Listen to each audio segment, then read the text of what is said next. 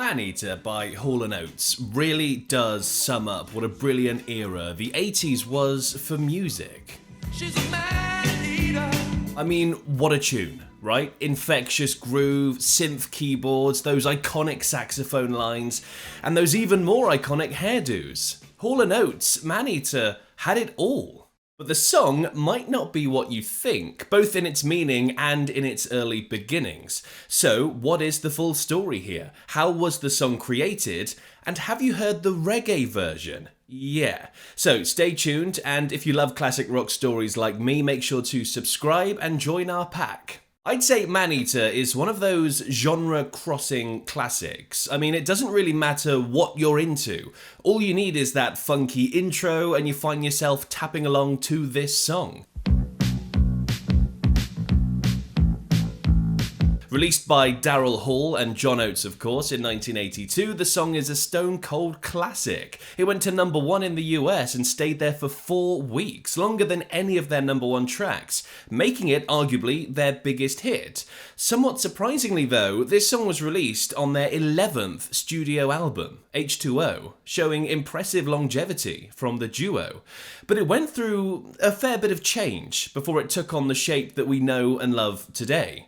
And the lyrics aren't about what you think. For example, did you know the song initially started out as a reggae tune?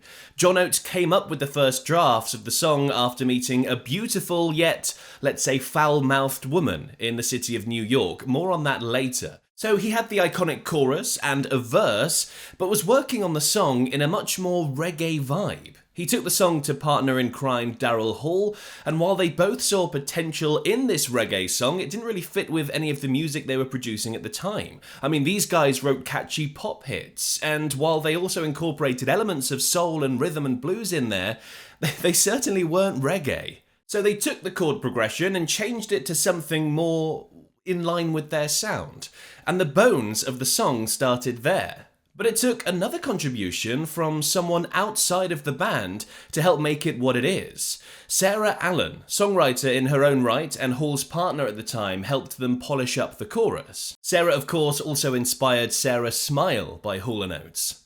So she listened to the chorus they had and insisted they needed to drop a line from the end. And stop on "She's a Man-Eater." She's a Maneater. The duo originally resisted her advice, but eventually realised that she was right.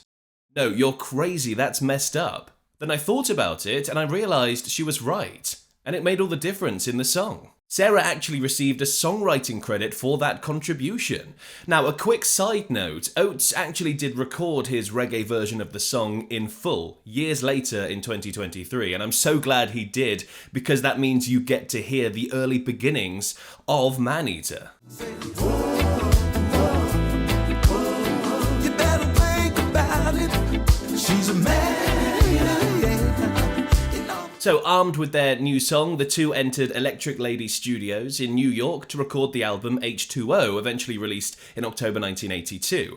Now, that name, by the way, is a play on Hall & Oates, H2O. The pair produced the album themselves, with help from engineer and producer Neil Kernan. They took with them a set of session musicians, many of whom had featured on other albums.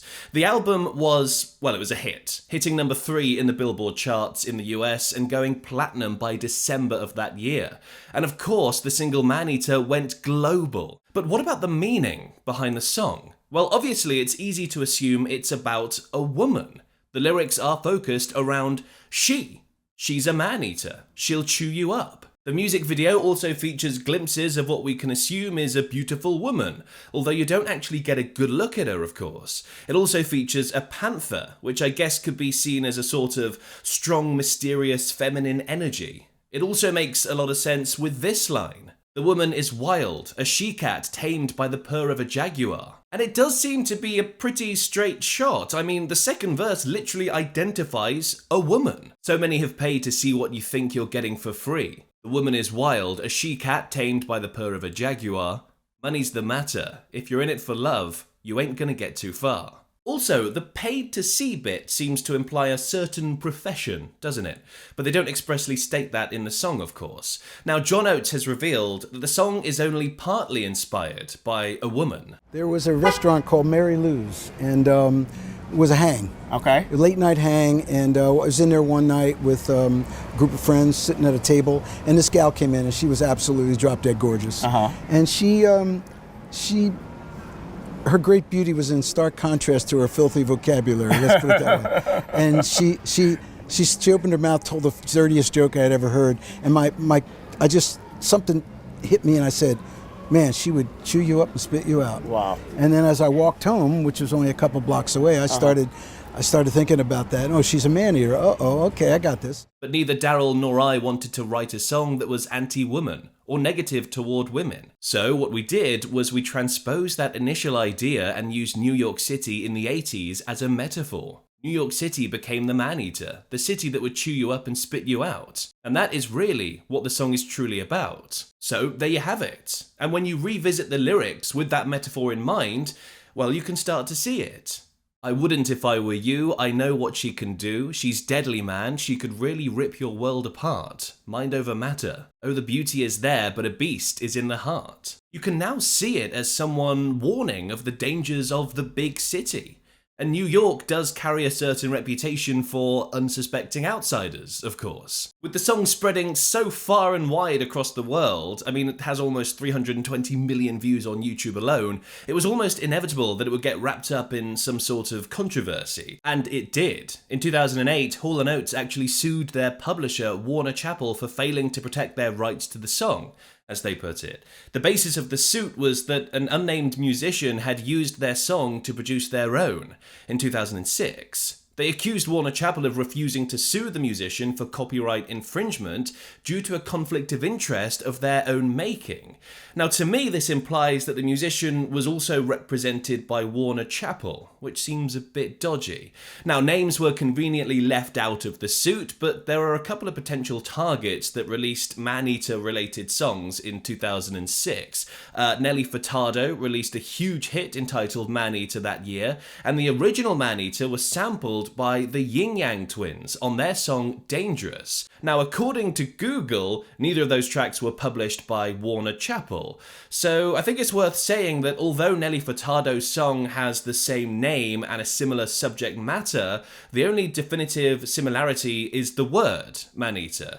I'm not sure you can copyright an entire word just because you used it in a song once. Who knows? Maybe you can. I'm not an expert in that field. Warner Chappell stated that the claims had no merit and that they would defend themselves vigorously. It's very hard to find any outcome of the suit as well, so I'm guessing it's all confidential and, well, probably settled behind closed doors, very hush-hush. Sadly, it wasn't the last time, of course, the pair became embroiled in lawsuits. In 2023, Daryl Hall launched a lawsuit and even obtained a restraining order against John Oates. Again, the details were kept carefully guarded, but the rough story is that Oates was allegedly planning to sell his portion of their label, Hall Oates Enterprises, and the song catalogue that it owned. In court, Oates said this: surreptitiously sought to sell half of the WOE assets without obtaining my written approval.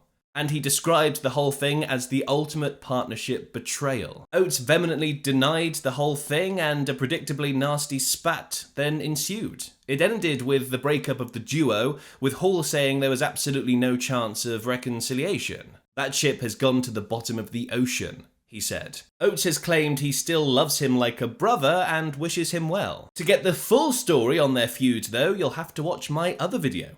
Click over there and watch it next.